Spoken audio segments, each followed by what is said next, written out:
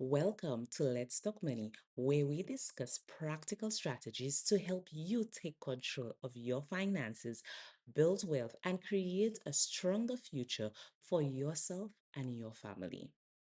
Back to school season is an exciting time, but for many parents, it can also be one of the most financially stressful times of the year.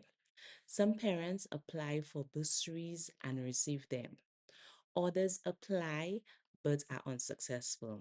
Some receive assistance for one child but still have to find money for two or three others.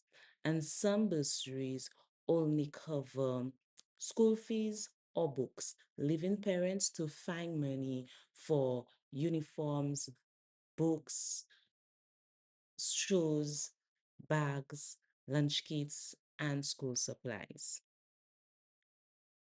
If this sounds like your situation, I want you to know one thing: you are not alone. Today's episode is for every parent doing their very best with the resources they have. Today's topic is back to school on a tight budget, practical advice for parents. Now, if you have not subscribed to my channel as yet, I would like you to click the notification down below and select subscribe. If you feel that this episode today is for you or for someone that you love and care for a family member, for a friend, I'd like you to just pause the video and share it with whoever that you care for and you would love for them to improve and also put these practical strategies in place. So let's dive into it. First, I want you to give yourself grace. As parents, we naturally want to provide the very best for our children, but sometimes our finances simply do not allow us to buy everything all at once. That does not make you a bad parent. Your child does not need a parent who is overwhelmed with debt trying to impress others. Your child needs a parent who makes wise financial decisions. Remember, your love, your support, your guidance are worth far more than the newest bag or the most expensive shoes. One of the best ways to reduce back to school expenses is by purchasing second-hand textbooks. Every year, students move up to the next grade. That means many families have books they no longer need. Get to know parents whose children are one class ahead of yours.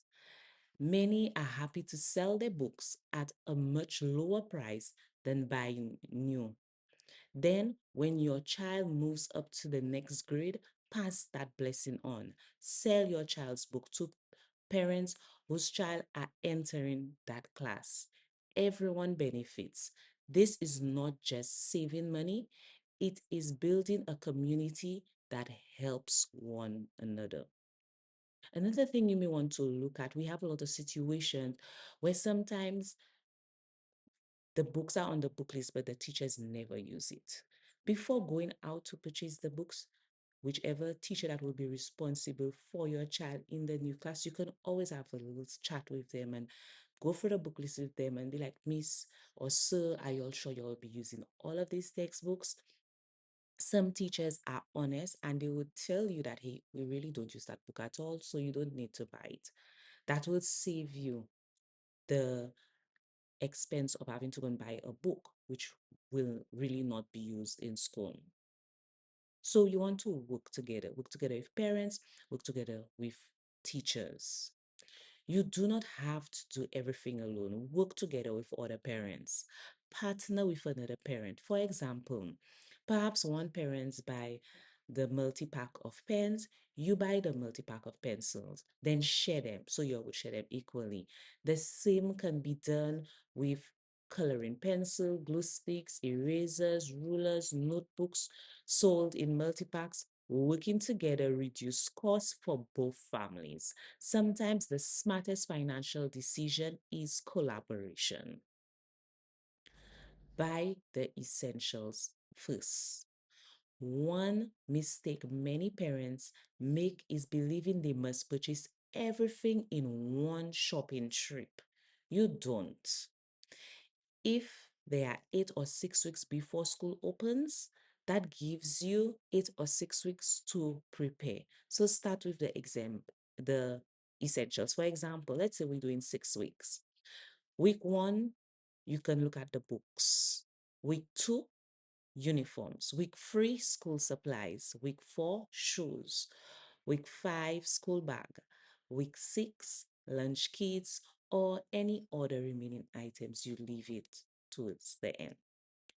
Breaking your shopping into smaller purchases reduce financial pressure and helps you stay within your budget. Have a plan that doesn't overwhelm you. Financial stress can cloud your judgment. When we feel overwhelmed, we often make expensive decisions that create even more financial pressure. Instead of focusing on the entire list, focus on the next item. One purchase at a time, 1 week at a time, one goal at a time.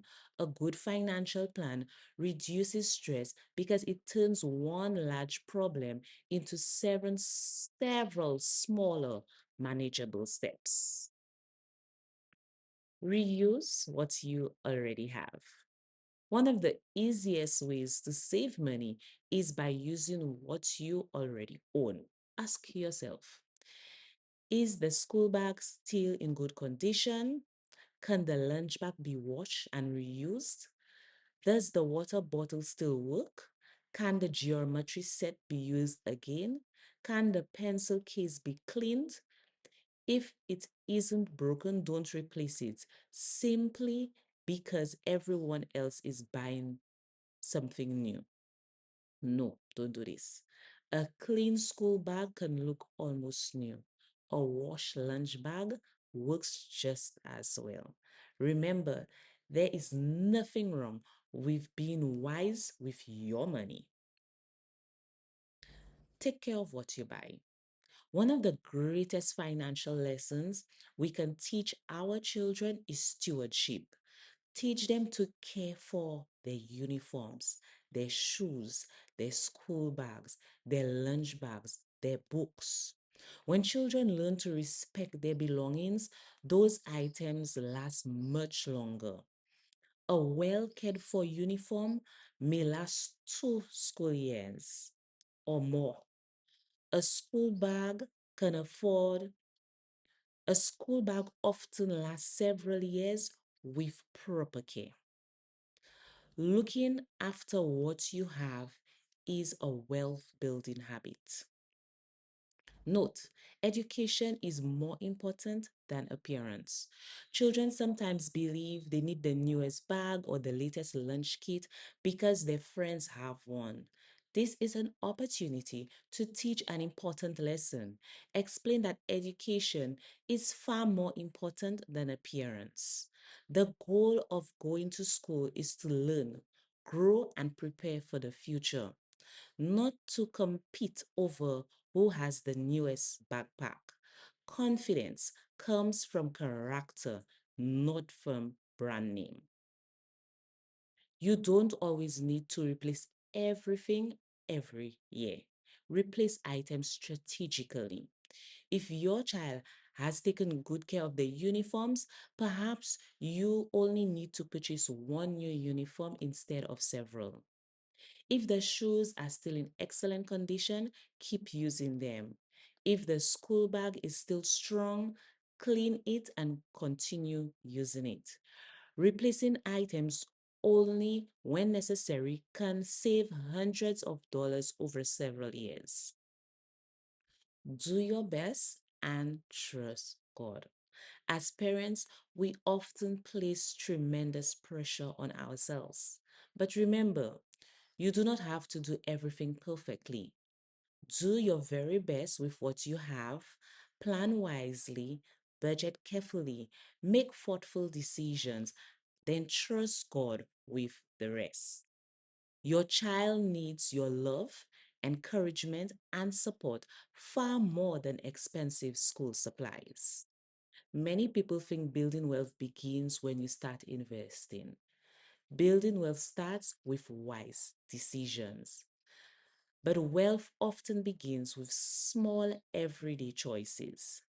Buy secondhand books, reduce school, reuse school bags, working together with other parents, teaching children to care for their belongings, planning purchases instead of buying everything at once. These may seem like small decisions, but over time, they save thousands of dollars. And every dollar you save today is a dollar you can use to build an emergency fund, reduce debt, invest, or move one step closer to your financial freedom. If you are struggling this back to school season, remember, buy secondhand where possible. Sell what you have to a parent that will be entering the grade your child is leaving. Work together with other parents. Purchase the essentials first. Reduce what you already reuse what you already have. Teach your children to care for their belongings. Replace items only when necessary. Don't compare your family to others. Have a plan that reduce stress, not increase it.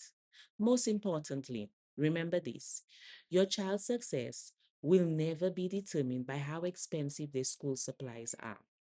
It will be determined by the education they receive, the values you teach them, and the love and support you provide every single day. Thank you for joining me for another episode of Let's Talk Money.